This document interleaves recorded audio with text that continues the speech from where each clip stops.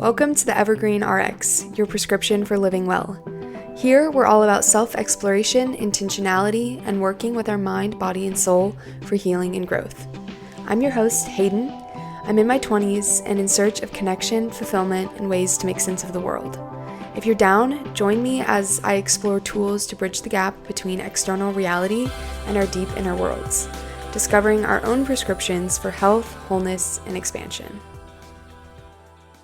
Welcome back to the Evergreen RX. I'm your host, Hayden, and today we're going to talk about microdosing mindfulness. So, you might have a lot of questions already coming up around what I mean by microdosing mindfulness, and we'll get into all of that. But I think a really good place to start is just defining mindfulness, creating a shared definition here in the Evergreen space so that we all kind of know what I'm talking about.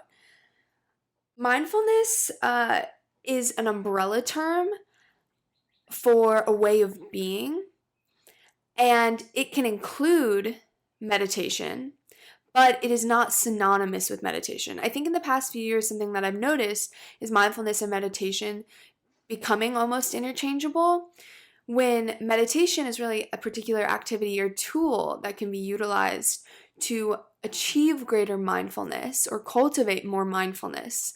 But mindfulness really is the umbrella way of being. A definition of it is it's a quality of consciousness or awareness. And so that can extend into so many directions past just being in a meditative state or practicing meditation.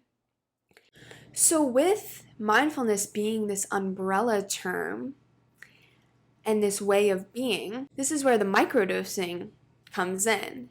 And that we'll talk about this at the end of this episode, kind of how to do this, how to incorporate this practice into your life.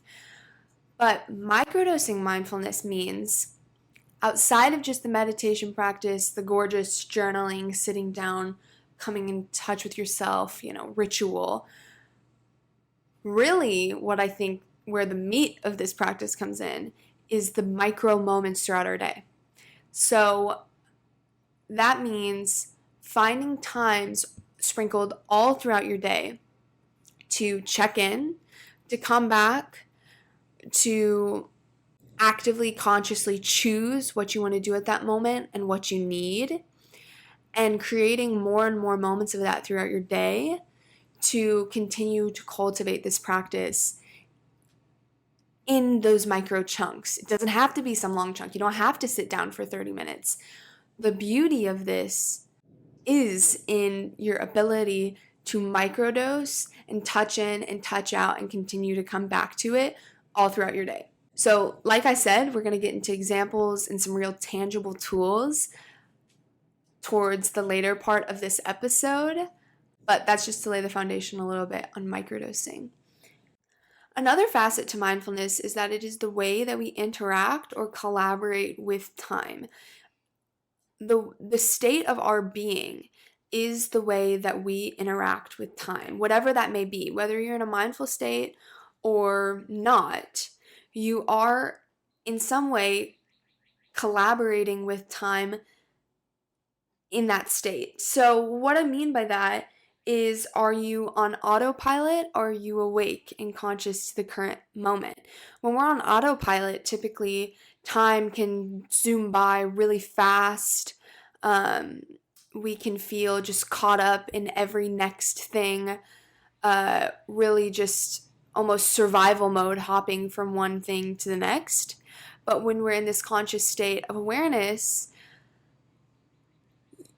it's almost like being more so in relationship with time than being ruled or run by time.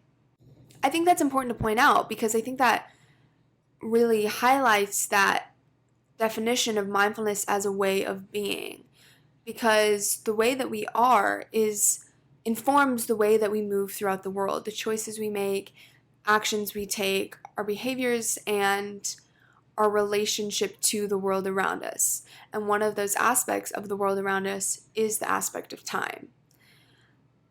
So I think it's important here to also talk about some things that mindfulness is not and kind of the alternative to some common beliefs. So it is not just a constant state of peace or joy. I think that's probably one of the largest misconceptions when talking about mindfulness is that when you achieve it, like it's a destination, which it's not, it means that you're always content, you're always peaceful, you're in this almost Zen-like state. While that can be a place that you reside in some of the time, most of us are not going to live in that place all the time. What it really means is an acceptance or understanding of what is happening in the moment, what is happening right now, and accepting that for what it is. So that can sometimes include discomfort or sadness or grief, anger, annoyance, all of those emotions, the wide gamut that humans can feel are all welcome and a part of a mindful experience. The difference there really is that we can choose how we engage when they show up versus when you're in autopilot, you're not really making conscious choices about how to engage with those emotions. You're just acting out of instinct or just knee-jerk reactions. But when we're mindful, we can notice the discomfort and then consciously choose what we want to do about that. If we want to sit with it or take action or make a change, we are coming at that from a really aware and awake place. So another common misconception with mindfulness is that it is a constant state of being. That's what I was saying a second ago about, that it almost seems like this place to achieve or get to. If you can achieve mindfulness, that you will constantly be in that place. When really, what it actually means is the act of coming back to the moment. That is the practice. Sometimes a result of our practice is that we feel good or connected. But really what the act in itself is continually coming back to the moment when we realize that we're out of it. If anybody's done kind of any form of meditation, usually a building block of that will be focusing on your breath. And the practice is noticing your inhales and your exhales and noticing when your mind wanders off and bringing it back to the breath. The practice, when you're doing a meditation like that, is not the focusing on the breath. It is the coming back to the breath when you notice you've left it. Coming back into the moment when you realize you've moved somewhere else, into the past or into the future. That is what cultivating mindfulness means. Another misconception here is that it's an ability given to few. Maybe you think of a monk or the most like Zen person in your life where you're like, oh my gosh, their feathers are just never ruffled. They have this skill that I don't have.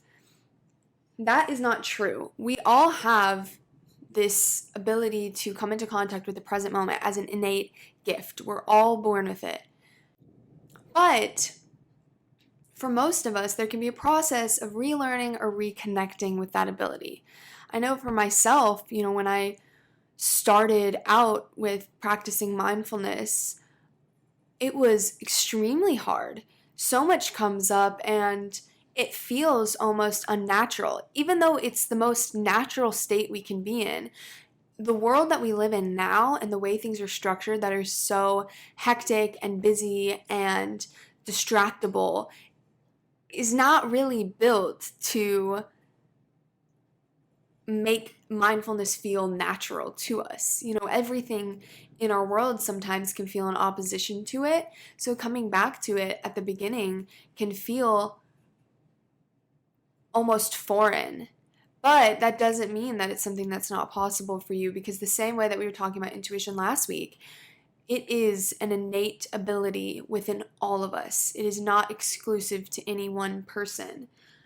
It's also important to remember with that when you are coming to this practice, and maybe after listening to this episode, there's some things you want to implement, to know that mindfulness does not have a measuring stick on good or bad or right or wrong or whether you're doing it or not.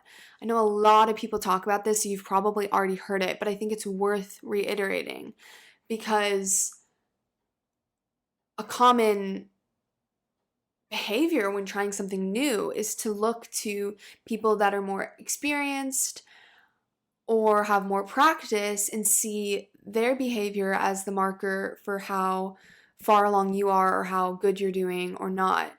But this is such a personal practice, and there's just no measure of success with it. One, because there's no finish line, and also because if you are practicing coming back to your breath, even if you realize only 2 times in a day that you're out of the present moment, you are doing the act of mindfulness, period. The same way as somebody that maybe notices their breath 500 times in a day. You are doing the same action, and there is no judgment on how good you're doing it. So I think some of the really juicy things about mindfulness is kind of finding your incentive for it. Everybody's talking about this practice and, oh, I should really be more mindful, or I should meditate more, or, oh, I'm not present. We hear that a lot. But sometimes it can be like, okay, but why? Like, why does it matter? If everybody struggles with this, why can't we just kind of move about life in a different way? How I've seen it impact my own practice and kind of the incentive that I offer to you is that being more mindful is really a practice that influences our relationship with ourselves and others so much. I would say, in my opinion, this is like the number one effect is the way in which we talk to ourselves and the way that we interact with others in our lives, loved ones, friends, coworkers, whoever, is so influenced by the level of consciousness we have at a given time. When I'm at my most unconscious, I would say it's probably way easier for me to get away with talking to myself in a really mean or critical voice for a lot longer than it is when I'm present. Because when I'm present and I start hearing all these critical thoughts and mean beliefs and this stuff that's just so horrible to come up with about, anyone, much less yourself, when I hear that from a mindful state, it's uncomfortable. It feels bad. I notice that it's not serving me. It's hurting me. And that doesn't mean it just, instantly stops. Oh, I shouldn't talk mean to myself, so boom, I've stopped. But I don't think I'm able to get away with it for as long because I notice how much damage it's doing. So even if I need new tools or a helpful person to process with to be able to move out of some of those beliefs, I at least am aware of those beliefs that I'm telling myself. I'm aware of the things that I'm saying that are influencing how I feel about myself and how I interact with the world. And the same thing goes with relationships. This applies especially, I would say, in arguments, but even in day-to-day interactions with people. Being really conscious and present with someone else can be such a beautiful, I really want to say lubricant here. I wish I had an alternative word to use, but it feels like lubricant is the most appropriate word to say, like, if both people are interacting, or one person at least is interacting from a really present state, there is a flow and there is a real tangible connection that's happening there that can be really beautiful and can help us notice how we impact the world around us and vice versa, how our environment and our world around us impacts us. Because that's when some juicy stuff starts happening. Being present with a friend that you notice consistently makes you feel bad afterwards is really helpful information. And that's a practice that leads into other ones like setting boundaries and attracting the people in your life that do make you feel good or positive or connected. It's a cascade effect when we start to notice moment to moment how we're responding to things and how the world around us is making us feel. That's the key to being able to make changes. First, you have to become aware and notice, and then you can, recalculate and figure out how you want to move forward with that new information. Another beautiful thing is that when you're mindful, it just helps extend time, which might sound kind of crazy, but it's true. Time stretches out. We look at it in this linear way when really it doesn't work that way. It goes back to what I was saying about really being a collaborator with time. That feels so much more true when you're coming at things from a mindful place. And there's also a sense of fulfillment that can be achieved when we are really present with where we are at in any given moment that we can't feel otherwise. This makes me really think of a tarot card that I really love. It's the Five of Pentacles. And basically what it shows is, these two men are walking out in the snow. They look cold and tired, and it looks like it's a bad snowstorm. And they're walking past kind of like a church looking building. There's like a stained glass window that has this warm light emanating from it. And the men aren't even seeing it. And the way that I've come to understand that card is the idea that these men are struggling when help, when support is being offered. It is right there under their noses, and they're not even noticing it. And whenever that card shows up for me in a reading, what I get from that is the call back to the present moment. Fulfillment, that idea of fulfillment, which we can think of as the church in this scenario, will always evade us if we are not making contact with ourselves, our bodies, and the present moment. If we're always leaving for some imagined future or nostalgic past, whatever it may be, that fulfillment that we want to feel when certain moments maybe we've imagined come will evade us because it's like we're not even there. Another really big benefit to a mindfulness practice is, I know in the therapy world and in a lot of conversations that we have, is using this tool to help with the stresses or the anxiety, the depression that clients are so frequently coming in for. Anxiety is created by living in the future, and depression is created by living in the past. Obviously, not solely. There's a lot of other factors that can play into those issues, and I'm not minimizing the fact that those are real, tangible things that people struggle with. And I'm also definitely not blaming anyone for struggling with anxiety and depression. If I was blaming anyone, I'd have to point the fingers right back at myself, because it's something I also, struggle with. It's not like a failing on being present that is causing those problems, but it's a good reminder. And it can sometimes be a new way of looking at things of, how can we increase our connection with the moment, and what shows up when we do. Because usually people are not choosing to, leave the present moment. They're like, oh, I'd rather just be anxious about the future. Usually there's something within us that is driving that train.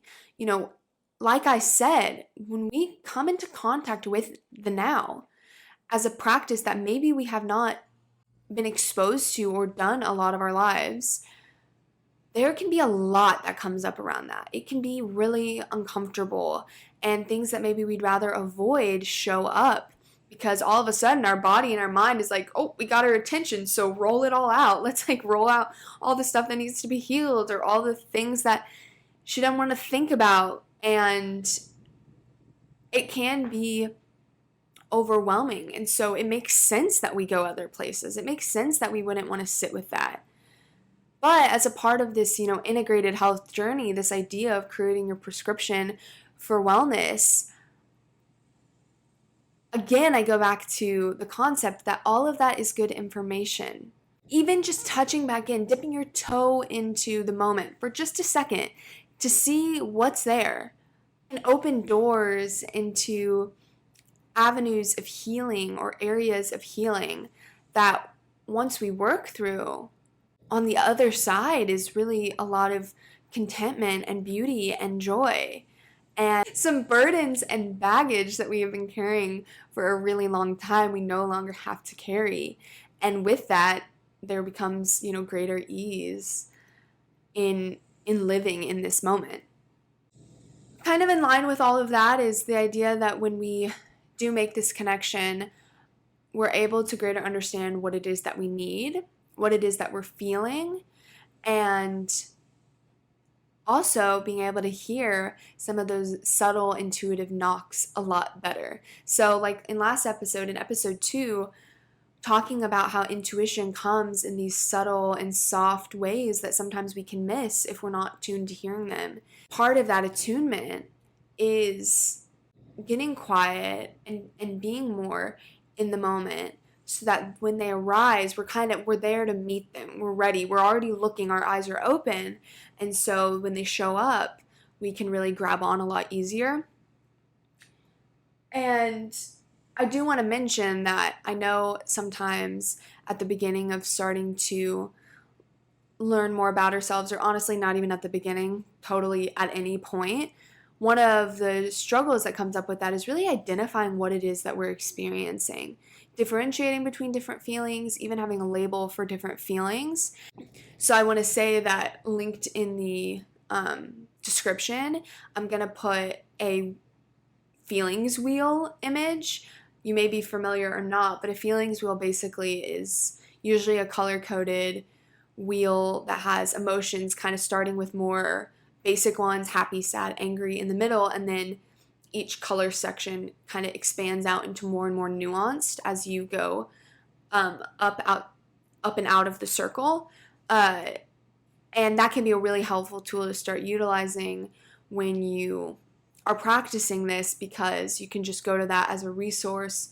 Maybe you're feeling sad and then you look at the next level and it's okay, actually it's really melancholy, and you can maybe even go past that level and see I'm feeling grief or nostalgia or whatever it may be. It can just be a really helpful tool. And so I'm going to throw one of those in the description if you're interested, just as a resource to use throughout this process, if that speaks to you. Okay, so now we're in it. Now we know what it looks like. Some of the benefits. What are we talking about really doing and implementing? Because, I think a big goal for me with this podcast, outside of community and connecting with all of you guys and sharing our own ideas and discussions about this, is also laying out a wide array of tactics, holistic tools, practices, all of that, different ways to do it so that you can pick and choose and take what works for you and leave what doesn't, and make your custom prescription and do what works for you. So first thing, finding the breath and starting small. The breath is our vehicle into this moment. It is always there, and it doesn't rush, it doesn't work ahead, it doesn't fall behind. The breath is constant, and each inhalation and each exhalation is serving to, continue our life and to provide us with, the oxygen that we need. So one way of doing this that's really helpful is belly breathing. So that just looks like breathing in through your nose, inhaling through your nose, and feeling that breath travel down through your lungs and down into your belly, feeling your belly expand, and then exhaling out through your nose or your mouth. If you're a visual person, you can visualize the breath going in and out. You can put your hands on your chest or on your belly to feel it.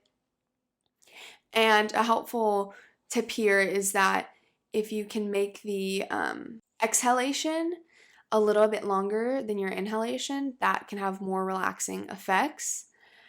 And so I say that as kind of the initial building block because it's the thing that we always have with us and we always have access to touching back into. So it's just like super accessible.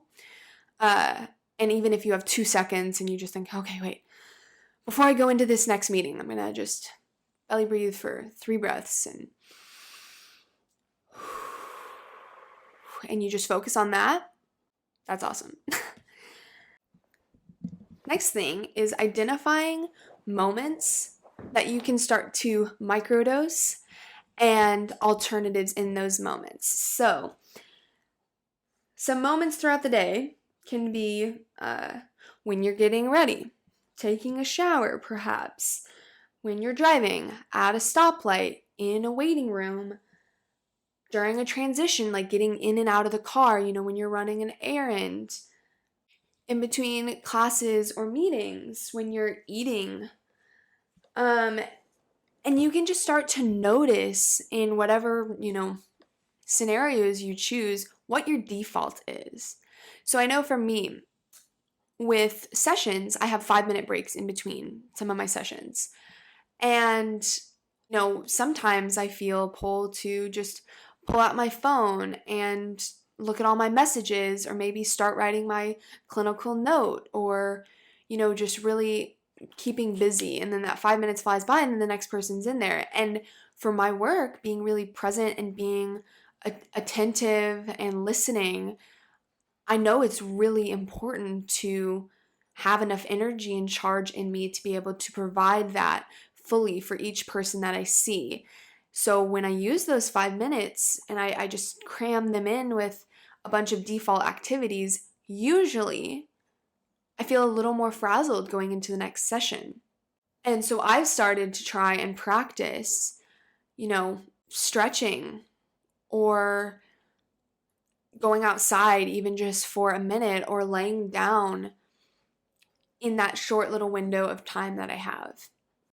So, I listed some alternatives there that I have found, but, it can be anything. Movement is a really good alternative. Stretching, walking, that helps us kind of realize what's going on in our body. Like right now, I'm trying to record this, and now I'm noticing that my legs are actually really sore, and I'm feeling a little bit uncomfortable from sitting. So probably once I hit end, I'm going to stand up and try to do some stretching because I didn't even notice until now that I was feeling uncomfortable. Or breathing, that's especially helpful in those really quick moments when you're at a stoplight or, waiting for your friend to show up, waiting for the Zoom meeting to start can be helpful to just breathe because, like I said, it's always available to us. Maybe you need a snack or water. Our bodies, like, we're physical creatures and sometimes we gotta, like, feed and water ourselves. And I know for myself, sometimes getting really caught up in work, I can just get so into it that all of a sudden I'm like, my mouth feels like a fucking desert and I haven't stood up in 3 hours. And I'm like, oh my God.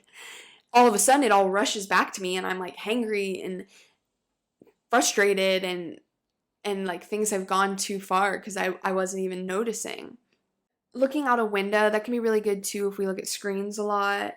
Or you can talk with someone, this might be a coworker or a friend or even just a stranger. You're in the waiting room and you just say hi to someone or at the gas station. Those micro connections can be really, really helpful throughout our day and making us feel really present in our lives. Or you can do something like meditating. Like I said, that is a tool. Sitting down, maybe using Insight Timer or some app, or even just looking up music that's calming or ocean sounds, and just sitting for a few moments and practicing meditation. That is a really helpful tool and alternative in these moments. Or you can journal or do art, whatever your thing is, something that makes you feel connected and really alive. Those are beautiful alternatives. So I do want to say that when we start doing this practice, at first it may feel really challenging. Like I was saying, our attention is actively harvested and sold in the world that we live in today, especially if you have a phone. we are constantly, our attention is the product. It's constantly being manipulated and used. So, there's no blame or shame in that. Like, we all can struggle with this because it's like our attention and our focus is honestly actively being used against us sometimes. So, if you find at first that this is a real challenge for you, another good resource is a book, How to Break Up with Your Phone. I read this recently and I'll link it in the description, but really helpful, even if it's not your phone, but it could be your computer or the internet in general, or kind of, it can be extrapolated to a lot of different things, even though it's centered around our phones. But it's a really helpful book that can just lay out some tools and additional assists in helping with getting our attention back and gaining back our ability to focus and to become present. So if you want to get started with microdosing, I think, you can even find moments in your ritual that you want to start implementing it. Going back to episode 1 where we talked about routines and rituals, this practice can become a part of it. And like I said, it doesn't have to just be the meditation. You can decide that you incorporate 5 minutes before you leave for work to go, lay with your partner or your pet, or just with yourself, just to lay there and take a pause before going out in your day. That's really up to you, but if you want this practice to be something that's top of mind, really working it into that routine or ritual that you've already set up so that it becomes just an automatic part of your day. So here we are. It's time for the dose. My question to you is, once this podcast ends, thinking to yourself, what's a moment of your day where you feel the most frazzled? That may be a little breadcrumb into a time where you're losing that connection with the moment. I used to get super frazzled at like 2 p.m., 3 p.m. Like, it would just be all of a sudden things were good, and then it was like alarm bells were ringing and it was like end times. Like, I would start to get anxious about everything I had coming up, like couldn't choose what activity to do next, what work to get done next. Like, it was just almost like a frozen state, or just like decision paralysis. And I started to notice that instead of just pushing through and trying to just like go on to the next thing and feeling really frazzled, it actually helped if I would just pause and not do anything, which, was hard to do. But I would find that it would help, and I would actually calm down a lot faster. And it wasn't actually that the messages from my brain that were saying, oh my God, you're overwhelmed because you have so much to do. It was my brain saying, oh my God, you're overwhelmed because you're doing too much. My challenge now is to create a cue for yourself to remind you of some of the moments that you have decided you want to try to microdose mindfulness. So maybe for you, when you're at stoplights, you want to resist reaching for your phone or whatever else you do, and you want to just become really present and use that time to check in with your breath. What is a cue that you can give yourself to help? Maybe you set a setting in your phone where your phone goes on do not disturb when you're in the car. Other cues for, different moments can be setting an alarm on your phone for periodic check-ins, maybe putting a sticky note somewhere where you'll see it that has a reminder or a mantra to come back to the moment. Putting a background on your phone where every time you read it, it reminds you. Your pet, using your pet as a reminder can be really helpful. Every time they come over and they want to go outside, using that as your cue to get up, to stretch, to check in. Or maybe a certain place and time. Like I said, being in the car every time you take a shower, that's kind of your cue to do your check-ins. So I'm excited to hear what you guys come up with and how this starts to impact your day, or maybe any changes that you notice. And just a gentle and loving reminder that this is a practice and there's no right or wrong. And even in the tiniest moments that you begin to cultivate mindfulness, you are creating space and coming into more loving connection and relationship with yourself. I'm excited to hear from you, and if you have any questions or comments or anything you'd like to share, find me on Instagram, or I don't know, send me an email if Instagram's not your thing. And yeah, let's just keep the conversation going, and I will see you in the next episode. Bye.